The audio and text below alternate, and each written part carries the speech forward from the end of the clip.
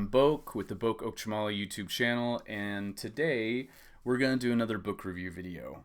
I have already done 2 of these prior, and I had a really good time with both of them. I love reading, I love talking about reading, and I love just gushing about books that I enjoyed. And this was a book I enjoyed cover to cover, so I can't wait to tell you about what fun it was.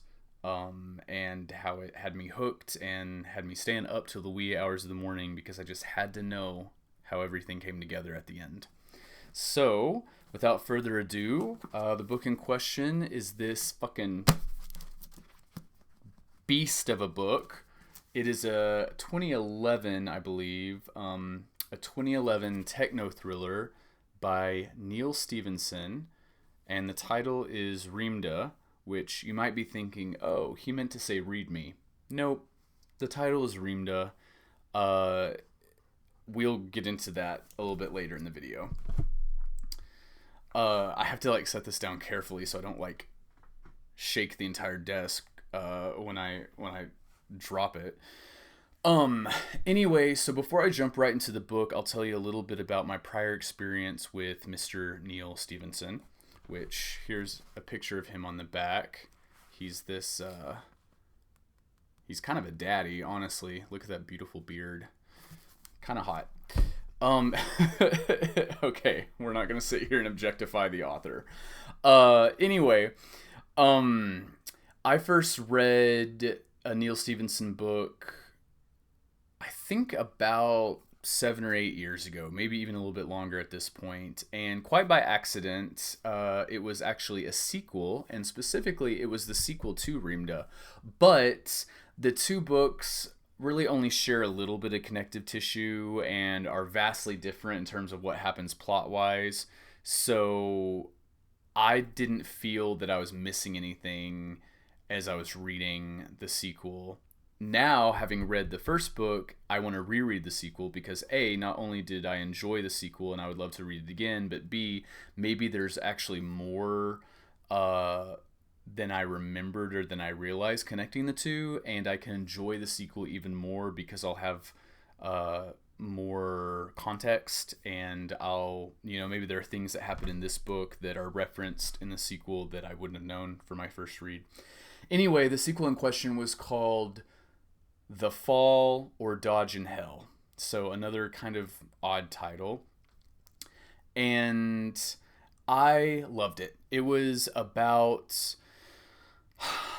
like a kind of a sci-fi book where somehow or another people learn how to upload their consciousness onto a sort of virtual heaven. A computer game, a computer world, a virtual reality that is like a utopia. And I think obviously only rich people can afford it, at least at first.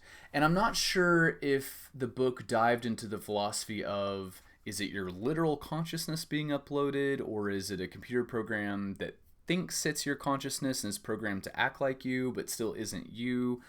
I think that philosophy, I don't recall it being really explored, and it wound up being not that relevant to the plot, because whether or not the data in the computer world is the actual person or isn't is kind of irrelevant to what's happening. But anyway, in that book, you as the reader are spending the majority of your time inside the virtual heaven, and all this crazy shit goes down, and it was another big one. I believe it was another big girl. And then I read Seven Eves a year or 2 ago, which was another sci-fi book where, for some reason or another, the moon explodes, and that basically causes the apocalypse on planet Earth because the tides are all messed up, and I think that there's dust and debris in the atmosphere, which means sunlight can't penetrate, which means crops can't grow, so there's all this widespread famine, and a very tiny fraction of humanity survives by escaping from Earth into some sort of spacecraft. And there, humanity lives for centuries before finally being able to go back to Earth and start to repopulate it.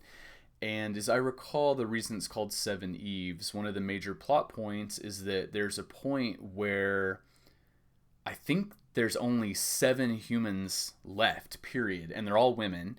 And one of the prerequisites for most people for being on that spacecraft was they had to have, something to offer, a certain skill, a rare like language or genetic heritage that wouldn't survive otherwise. I don't know, but all of these women were like hyper intelligent, and so each of these women, because they have access to like gene editing technology and a whole bunch of frozen genetic material with which to make humans, they each make their own.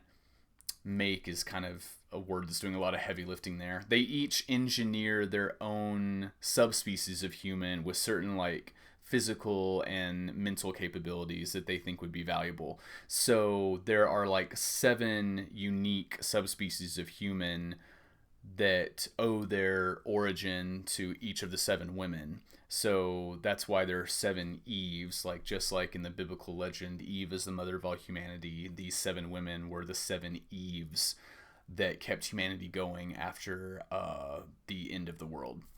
And that book was a pretty wild ride, start to finish, and I enjoyed it as well. And then after Seven Eves, about a year later maybe, I got my hands on Neal Stephenson's book Anathem, which was a little bit more hard sci-fi, and that was just a fabulous read. That was also very, very good, and such a unique and interesting plot, and a real thinker.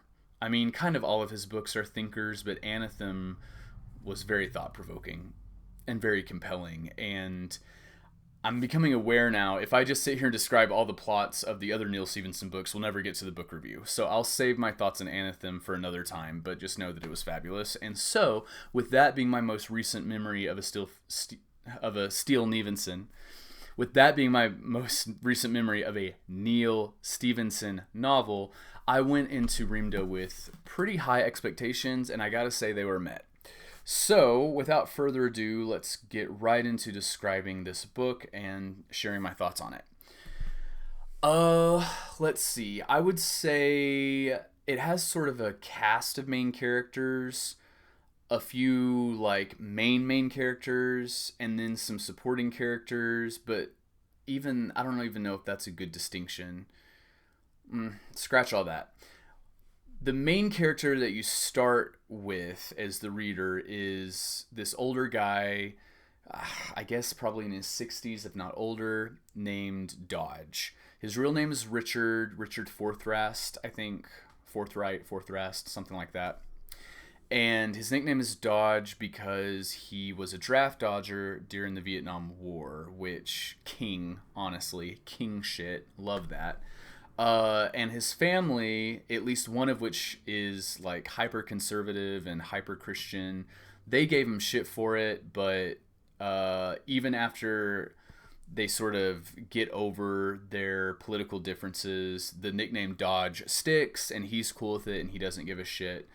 And people even outside the family call him Dodge. And he has a pretty illustrious history because at some point when he was younger, he got into the drug trafficking trade. Specifically, he was trafficking cannabis, which it's funny to think of that being like trafficked now because I live in a state where it's medicinally legal and frankly at this point might as well be recreationally legal.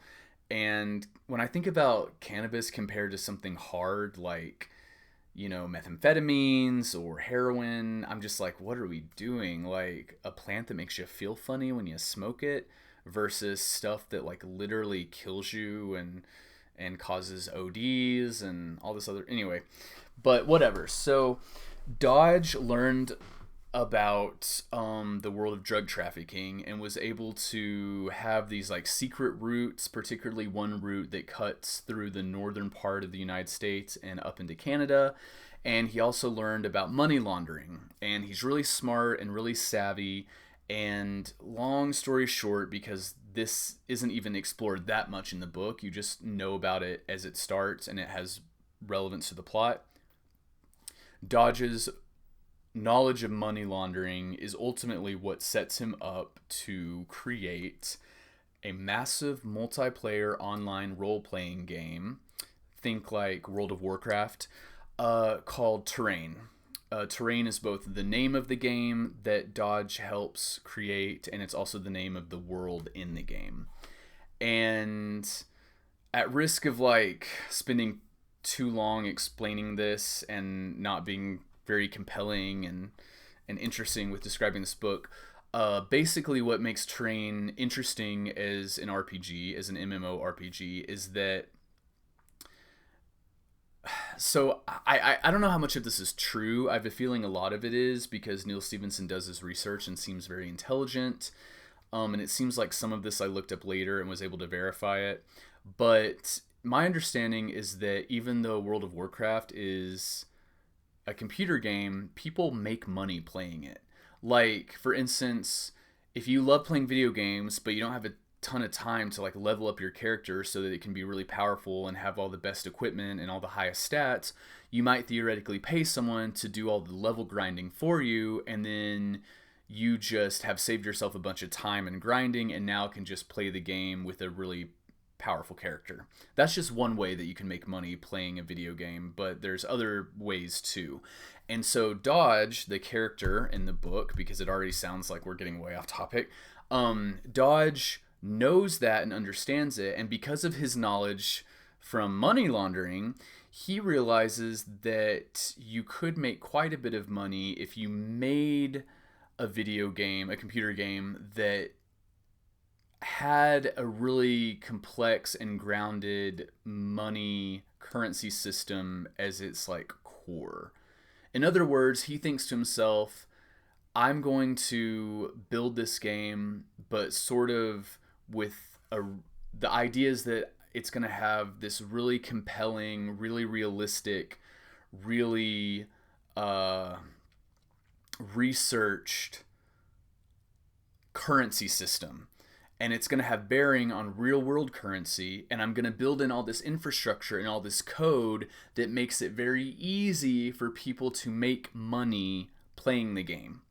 So he does that. And then also one of the ways he does that is he figures out a way to sort of, inside the game, you can like mine for rare minerals like gold and stuff, but he makes this really complicated computer code that is based on like real world plate tectonics and real world geology, so that the like deposits of ore inside the fictional world of Terrain actually work based on like real world physics. Anyway, that's like a whole separate thing that's not even super relevant to like the main meat of the plot. So let's keep going before I just spend all day like describing one of the many millions of details that makes this book so gripping.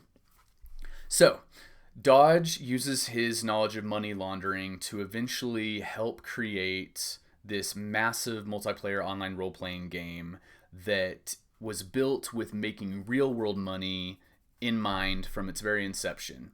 And fast forward a few years, suddenly Terrain is up there with World of Warcraft in terms of being this like global gaming phenomenon. Everyone plays Terrain. People are definitely making money from it. In particular, there's this phenomenon of like a lot of like younger Chinese people. It says mostly like young Chinese teenage boys that have learned how to like make actual money by, for instance, leveling up characters, but there's other stuff you can do to turn your fictional Terrain currency into real world cash. So all that's going great. Whatever.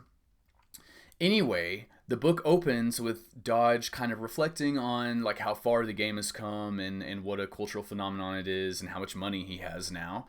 And also he's realizing he's, no spring chicken anymore. And he's reflecting on these things on his way to a family reunion. And as I think I mentioned, he has at least one brother who is what's called a Christian isolationist. And that's, if I try to sit and explain what that is, we'll be here like literally for like an extra hour. But basically, he has a brother who is extremely conservative, extremely far right, uh, extremely like Christian fundamentalist, and he and his family are holed up in the northern part of the United States in like hill country, basically living in cabins. Everyone has guns, everyone has bunkers, everyone like swears by the Second Amendment up there the way they like. For them, their holy texts are the Bible, the Constitution, but specifically the Second Amendment. uh, and so he's a little nervous about spending a lot of time with this family, but also they are family, and mostly they buried the hatchet since they had that falling out over him dodging the draft. He just kind of wants to go, show up, and then be gone. So he shows up to the family reunion, and sure enough, everyone ages 9 to 99 is like playing target practice with a gun in the backyard. And when I say backyard, picture like a huge mountainous expanse, because they are out in the middle of nowhere, and there's like acres and acres of like uninhabited rural land, except for these little cabins here and there. And in this reunion, he reunites with his niece, who is a young Sudanese American woman named Zula. And she was adopted by one of his brothers, and then her mom died in a freak lightning strike accident. So then she was kind of readopted by the other brother. I'm a little fuzzy on those exact details, but it doesn't super matter. They all welcome her in as part of the family with the first adoption, and then they do even more so when her adoptive mom dies. And in particular, she and Uncle Dodge, as she calls him, Uncle Richard, they are thick as thieves, and they really get along, and they have a special relationship. And so she's like one of the few bright spots of him going up to no man's land for this family reunion. So he meets Zula again, and they catch up, and he finds out pretty quickly that she has been spending a lot of time in her college studies learning about stuff that would be relevant to the world of terrain.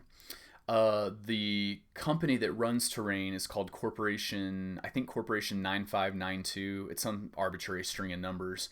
And he and the corporation wind up hiring Zula. So pretty quickly after they reunite, she is employed through that corporation because of her specific knowledge she has about some coding or something.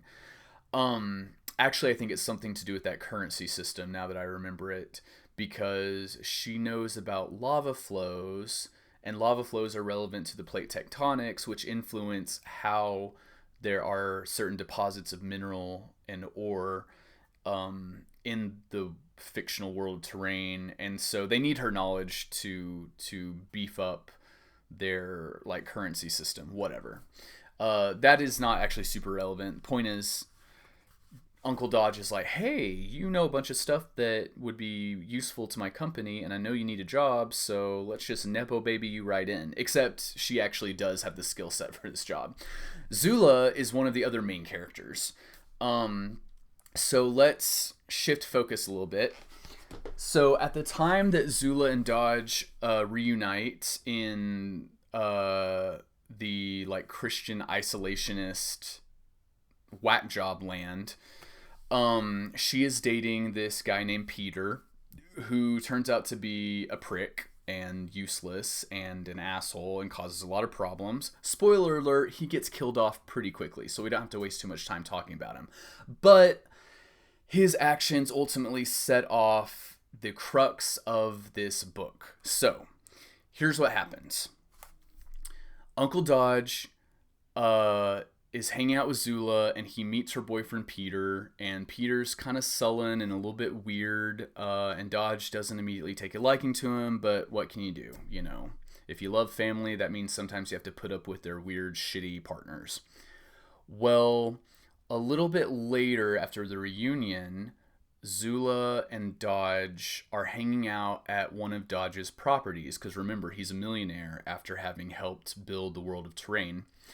And one of his properties is like not really I guess it's a ski lodge, not really a ski resort. I don't know. I'm not a skier.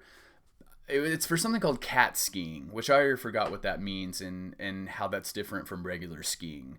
Because as far as I know, there aren't cats involved. If there were, I'd probably be more interested. But whatever, he's at this like fancy ski lodge thing he owns, hanging out with Zula, and Peter's there, just kind of being a third wheel. And while they're there, Peter, and he's terrible at lying, is awkwardly like, I have to go do something. I'll be right back. And Zula and Dodge are both like, that's weird. Well, what Peter has to do is meet with some mysterious man in the lobby of that ski lodge. And as it turns out, the whole reason that Peter had Zula kind of stop off at that lodge, I mean, it worked out for her because she's like, oh, I'm going to see my uncle, that'll be great. But Peter had an ulterior motive, which is he thought that would be a good meeting place for him to help participate in identity theft, which I'm probably going to get some of the details of this wrong because this happened at the very start of this book, and that was like here, and I've read a lot since then, and a lot has happened since then. But basically, Peter is a computer hacker type guy. He is very smart, but he's also an asshole. I mean, the two are not mutually exclusive, unfortunately. And he wanted to make some quick cash, and he wanted to make a lot of it, so he figured out how to harvest a whole bunch of credit card data, and then he's going to sell it to this mysterious man he's meeting at the lodge called Wallace. So he meets with Wallace. He gives all the credit card data to Wallace via a USB drive, a flash drive. And he has to, this is important, he doesn't have his own flash drive because he wasn't prepared or wasn't thinking or forgot about it or whatever. So he asks Dodge if he can borrow one of, because he's sure that Dodge, being a computer guy as well, has a flash drive, and Dodge is like, yeah, sure, just delete, whatever's on it.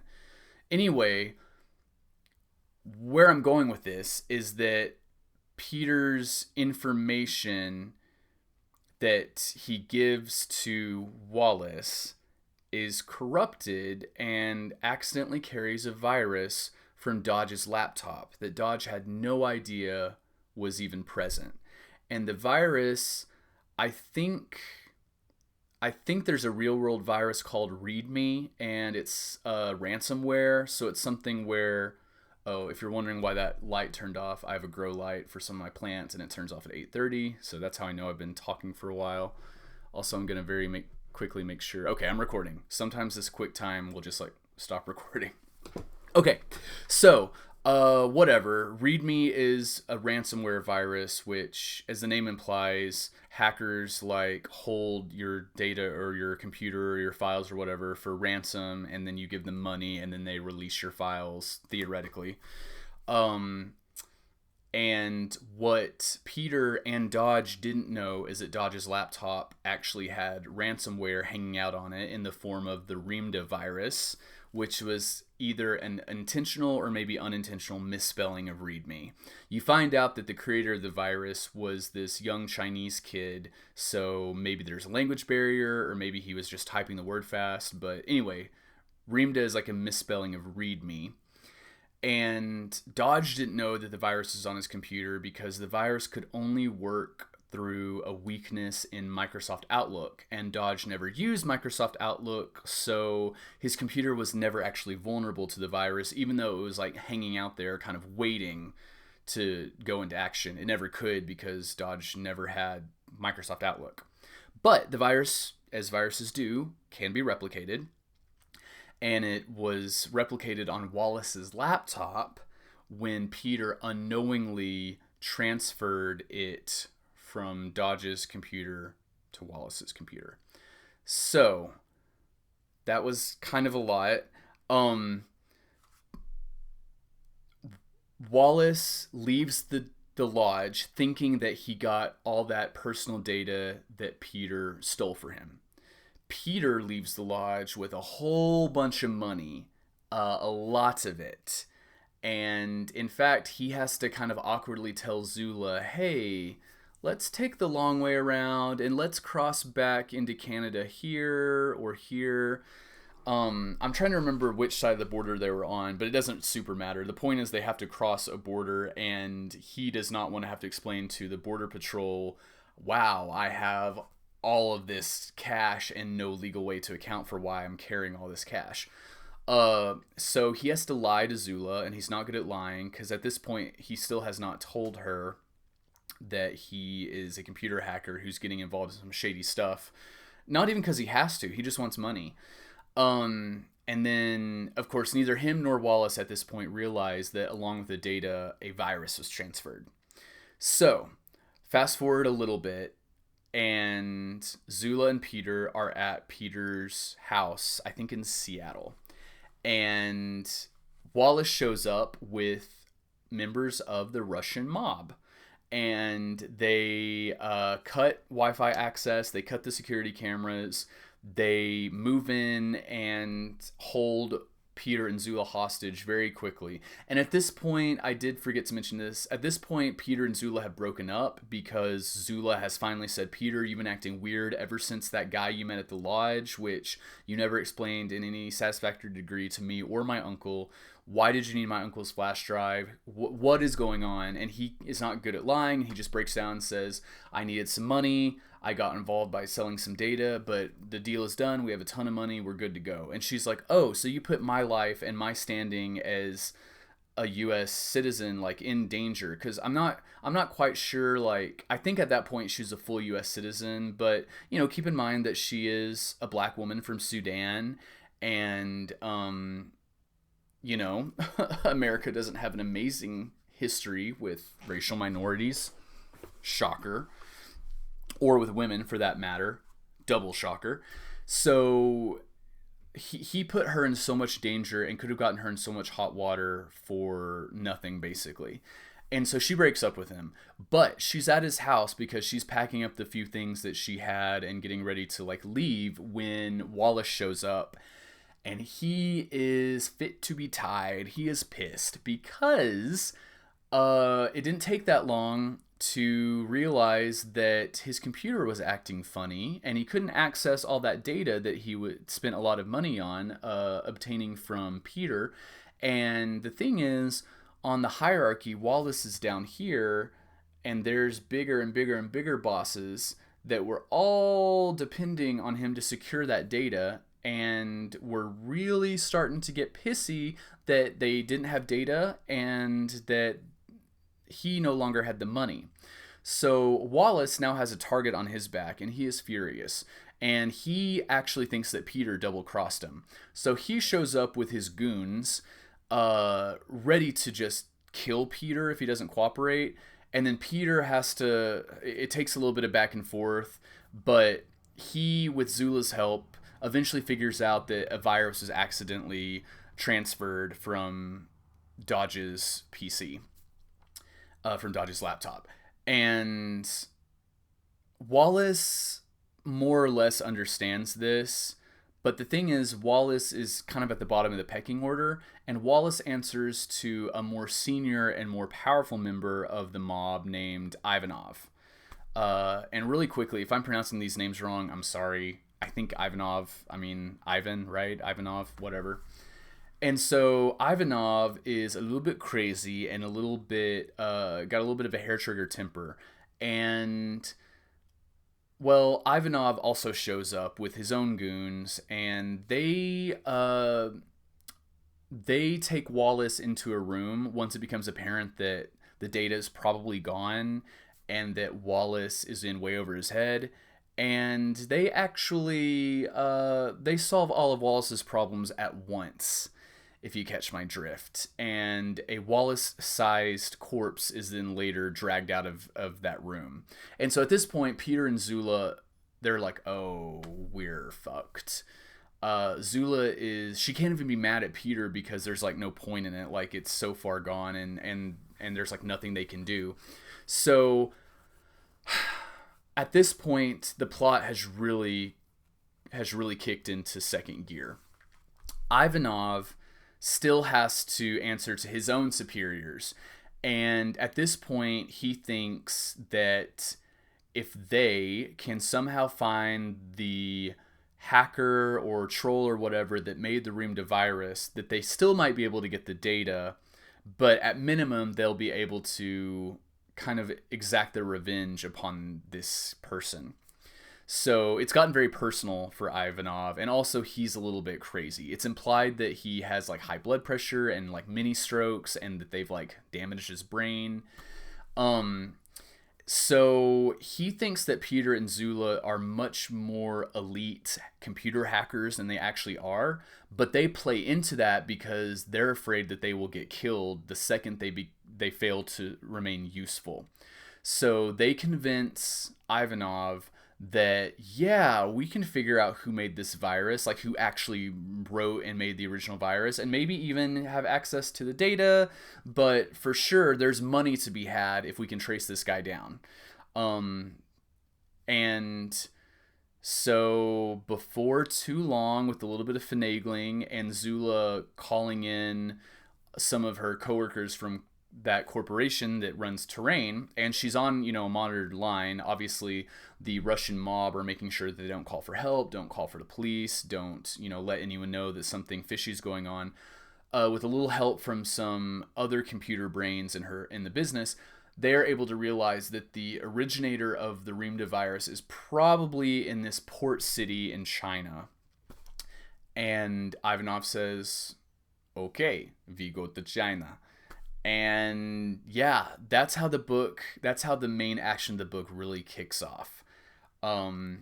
Ivanov, the Russian mobster, his goons, including this guy named Sokolov, who turns out to have a heart of gold, actually. Oh, Sokolov, he's one of my favorite characters.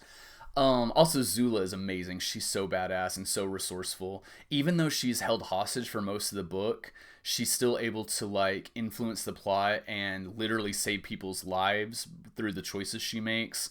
And it's really cool to see because like they could have just Neal Stephenson could have just made her a damsel in distress. Yeah, she's smart. Yeah, she has abilities to do things, but, we're never going to see him in action. No, even though she's a hostage, she still has agency, and there's several pivotal points where it's her quick thinking that literally, like, saves someone's life, sometimes her own life. So, yeah, a big chunk of the book takes place in that port city in China, which I could have looked up how to pronounce it. It's spelled Xiamen. Xiamen? I don't know. I don't know. I'm going to get canceled because I didn't look up how to pronounce the name of this Chinese city. Whatever. It's this big port city, and sure enough, that there is a group of these kind of like nerdy, computer savvy, basketball obsessed Chinese teenage boys that make their money by doing stuff for Terrain characters, and also by writing the occasional virus and writing, some ransomware. And when they're not doing that, they're practicing basketball on the roof of their apartment complex. So the Russian mobsters and Zula and Peter make it to China and then spend a few days, maybe longer, pinpointing where exactly those the Chinese like virus writers are, and then which one of them it is and where they live. Well, I don't want to like sit here and explain every single beat of the book step by step. So let me just say this next part, and then I'll leave the rest to your imagination, and maybe that'll encourage you to read it. Also, I literally just spat everywhere, and I think the camera caught it. So great. You can tell I'm excited because I'm like working myself up into like a spitting frenzy. So there's a part after a few days of recon where Zula and Peter have figured out that the virus writers are in this one specific apartment, and Zula can read limited Chinese, and when I say limited, I mean she can like read the digits like 0 through 9 or something. The Russians cannot speak or read Chinese. Peter can't. So this is an important plot point because there comes this point where after all this investigative work, they decide that the Chinese ransomware people are in they're either in unit 405 or 505. And so Zula is the only one who, because they're on a time crunch, they don't have time to like sit and look up and like learn what number is what, and like they're afraid that their cover could be blown at any second and that the whole thing will just blow up in their face. So they're in this time crunch where Zula's the only one who can say in like 2 seconds, oh, it's this room or this room.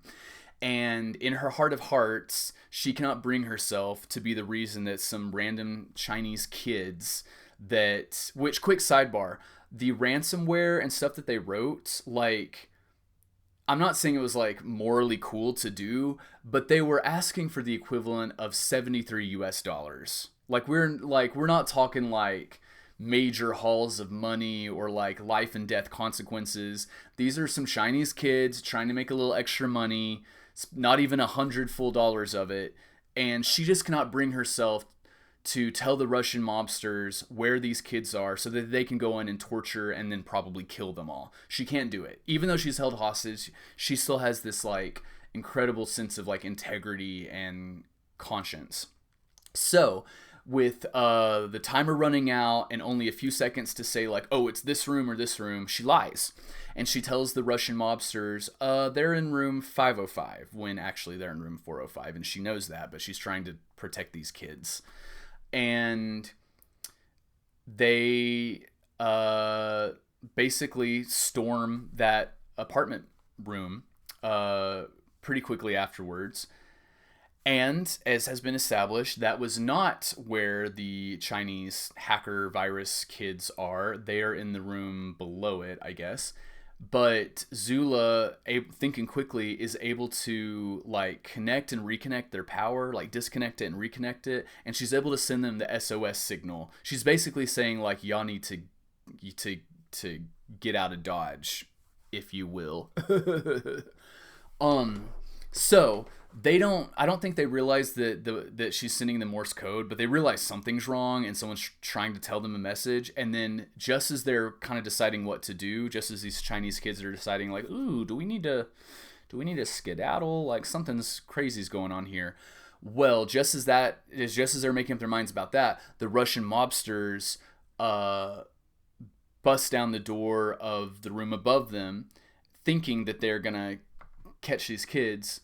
Well, like we said, the kids aren't there, and actual regular old Chinese citizens aren't there. In fact, the people that are living in that apartment building are terrorists, international terrorists, specifically terrorists that are engaged in the, I guess it's called the Holy War, the Jihad.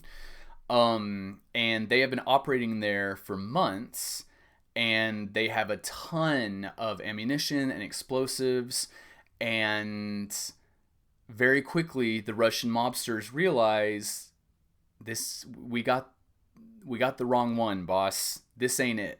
And so this huge gunfight erupts, and those Chinese kids are like, oh crap, well, maybe this is what that person was trying to warn us about with the signal they were sending. We gotta go. So they're trying to get out of the building. The mobsters are shooting up the terrorists.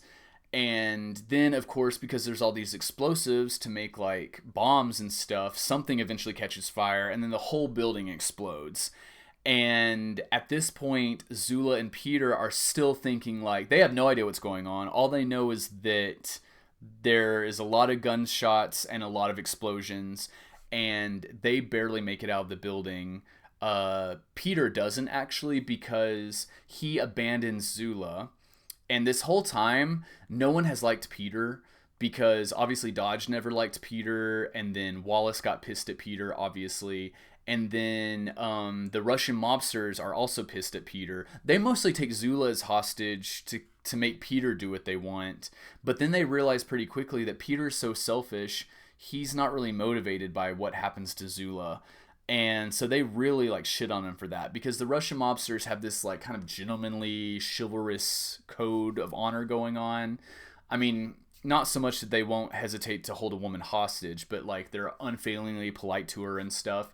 And they think it's disgusting that Peter is so like thoughtless towards her. And so when Peter ditches Zula during this shootout, Ivanov, the mobster, catches him and is like, "Wow, you fucking rat!" I won't try to do a Russian accent. And shoots him because at this point the whole situation has gone tits up and the shit has hit the fan and Peter has absolutely outlived his usefulness and he's pissed Ivanov, who already is a few fries short of a Happy Meal, right off. So Ivanov shoots him, and that's the last we see of old Peter. But Zula, of course, is still in hot water, and the temperature is only rising because she winds up getting captured by the main guy running the terrorist cell because he figures out very quickly that her presence there, like, what's this American black woman doing in this random ass building in China that has just been stormed by Russian mobsters? Something's fishy. So he ends up taking her hostage, and now finally, this is where I'll stop so I don't just sit here and recount the entire plot of the book to you. But basically the rest of the book, without going into as much detail as I have been, is the terrorists are holding Zula hostage. One of the Chinese kids, actually the one that wrote the reamde virus, feels obliged to try to help save Zula because she saved his life.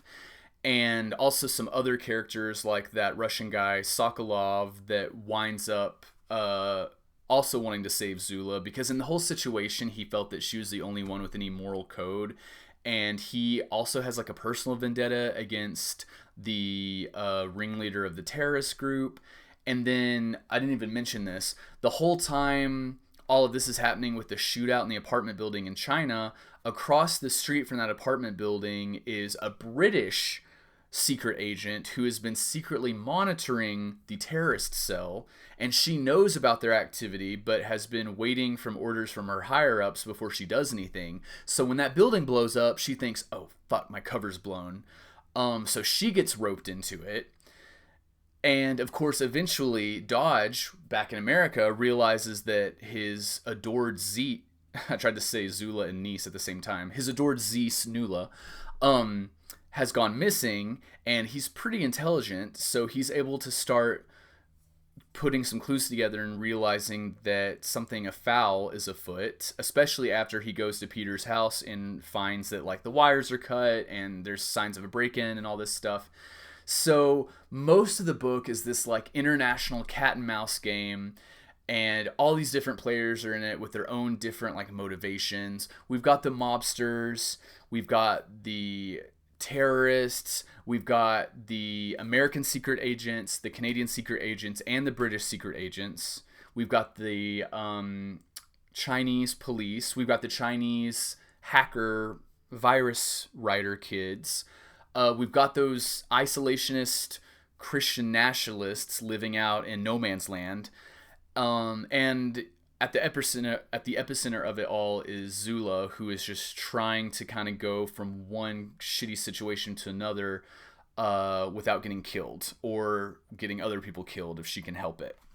So it is a wild ride. I was absolutely hooked, could not put it down. I read half of it pretty much in one sitting, and then got busy with work and stuff, and then read the other half of it basically all day and all night yesterday.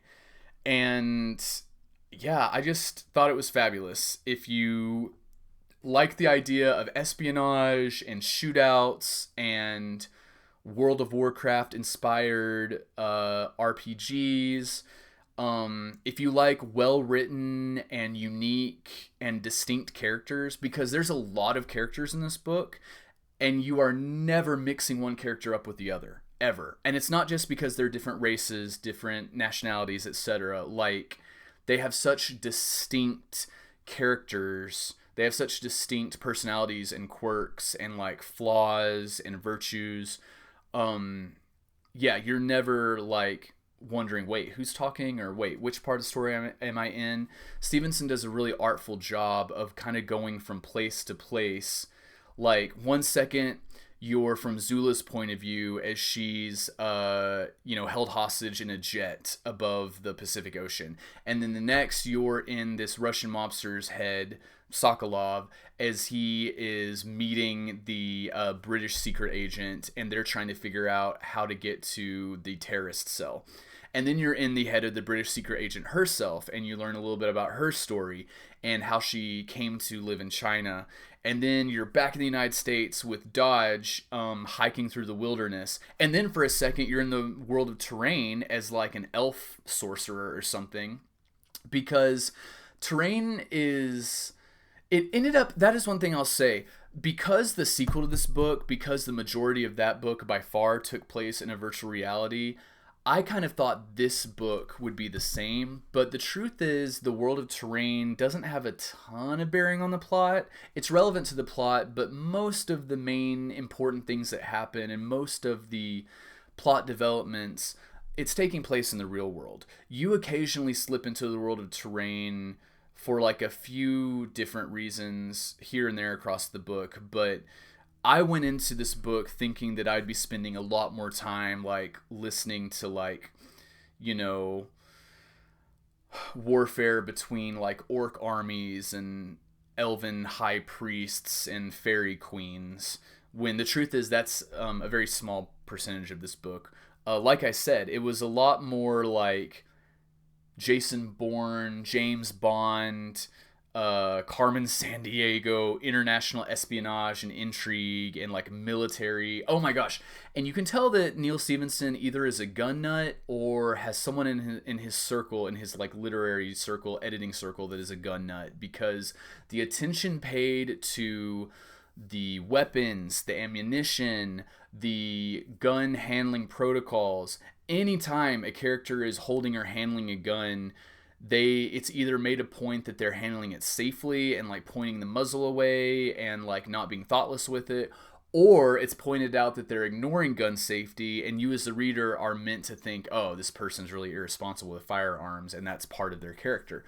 And I'm someone who, I grew up on a ranch in southeast Oklahoma, and both the family that I spent most of my time with, my mom and stepdad, and then my actual biological dad and his family, both of those family groups stayed strapped. So, even though I'm not a gun nut myself per se, I do have a small amount of knowledge of like a gun culture and gun safety, and so that kind of tickled me. I do want to point out if I have any critiques. Sometimes it can be argued, so like, okay, in that book Seven Eves that Neal Stephenson wrote, he would sometimes spend pages upon pages explaining the finer scientific points of how something like orbital mechanics works. Like, there'd be a scientific concept or a technological concept relevant to the plot that he would want you to know about, and that would help you to understand what was happening if you knew about it. But then he would spend like a chapter of the book kind of lecturing you about it. And there'd come a point where he'd be like, okay, Neal, like, the truth is I am a reader and not reading this book because I'm that fascinated in how satellites orbit planets. Like, that's actually not that compelling to me.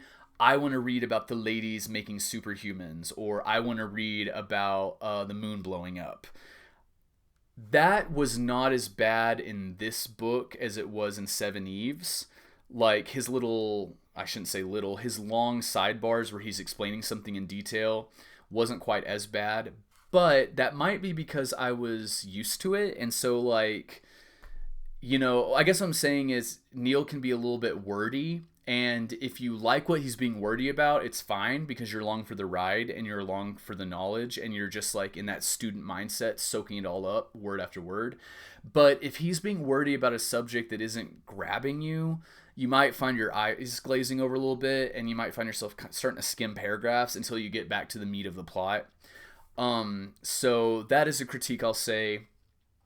One thing that I was really appreciative of, and this is me being like woke or whatever, I want books with compelling female characters. compelling women, compelling girls. And I don't just mean strong, I mean well written. And sometimes well written characters aren't strong. Sometimes they're weak or stupid or ambiguous or contradictory. And sometimes they are strong. But what I mean is, I want like realistic, fleshed out, three-dimensional women the same way I do want any other character from any other group. And this book had no shortage of them. Zula herself is just a force to be reckoned with, but also Olivia, the secret British agent. Oh my gosh, any of the chapters written from her perspective, I was just holding on like white knuckles, like absolutely locked in. And she was so fun too, because she is kind of like a little bit of a play on like a girl James Bond. Like she makes no bones about the fact that she wants to bone. Like she's a sexual character and she's not apologetic about it, and no one is really shitty about it to her either.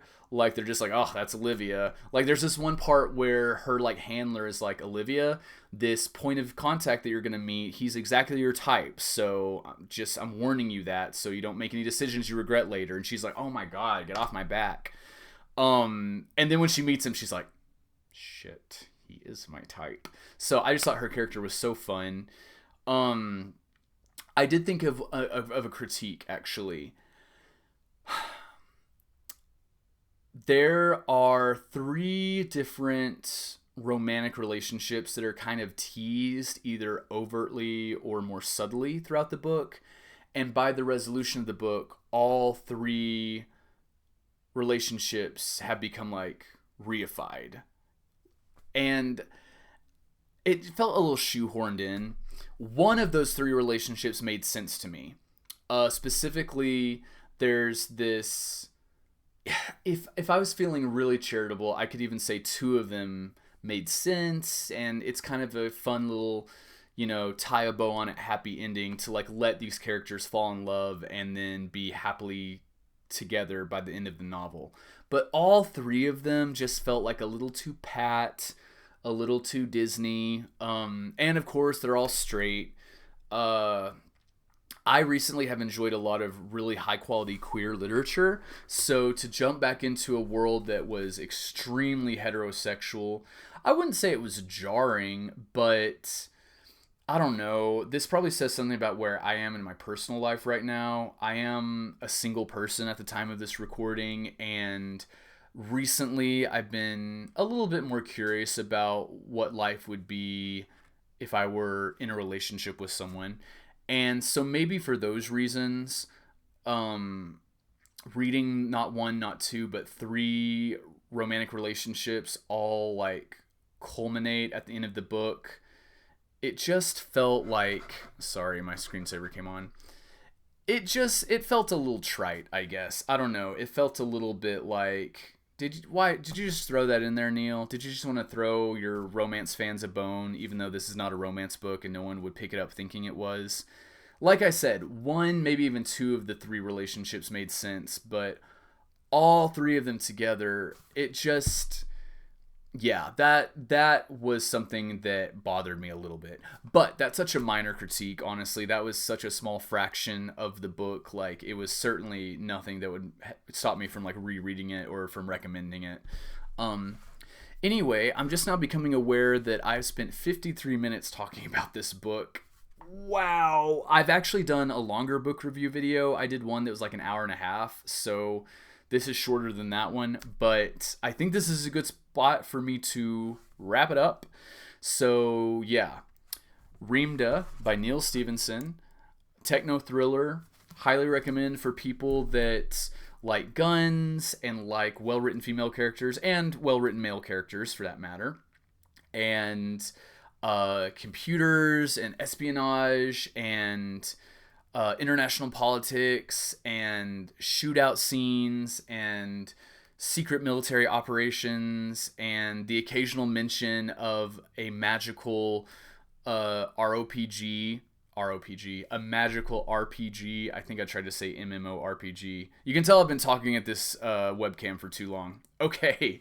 Yeah, this book was a blast start to finish. Highly recommend. And I think I'm going to have to reread the sequel now and see how it holds up. So I will be back in another video. Thanks for watching. Let me just give you a shaky little webcam as I close out here. Alrighty. Catch you next time.